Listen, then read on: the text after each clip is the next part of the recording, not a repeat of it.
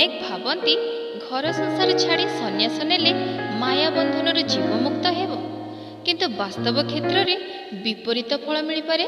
ବାବାଜୀ ହେଲେ ବି ରକ୍ଷା ନାହିଁ।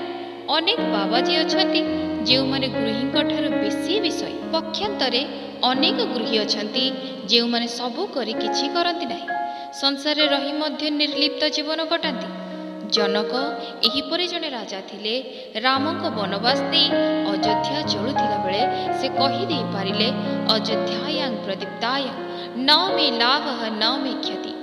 ରାମ ପରା ତାଙ୍କର ଜ୍ୱଇଁ। କେତେଜଣ କନ୍ୟା ପିତା ଏପରି ନିର୍ଲିପ୍ତ କହିପାରିବେ?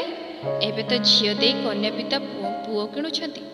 ବିବାହ ହେବା ପରେ ସ୍ତ୍ରୀ ବୁଦ୍ଧିରେ ପଡ଼ି ପୁଅ ବାପ ମାଙ୍କୁ ଅବହେଳା କରି ଶାଶୁ ଶ୍ୱଶୁରଙ୍କୁ ପୋଷୁଛି। ତୁମେ ସେ ଗପ ଜାଣିଛଟି?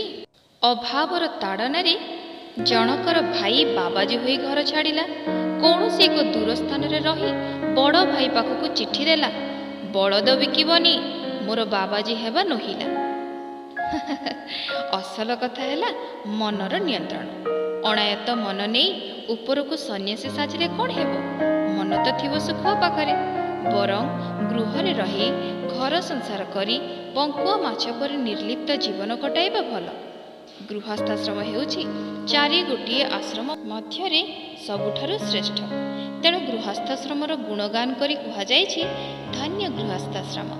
ଆଗାମୀ ପ୍ରଶ୍ନ ଆଗାମୀ ଅଧ୍ୟାୟରେ। ଜୟ ଜଗନ୍ନାଥ।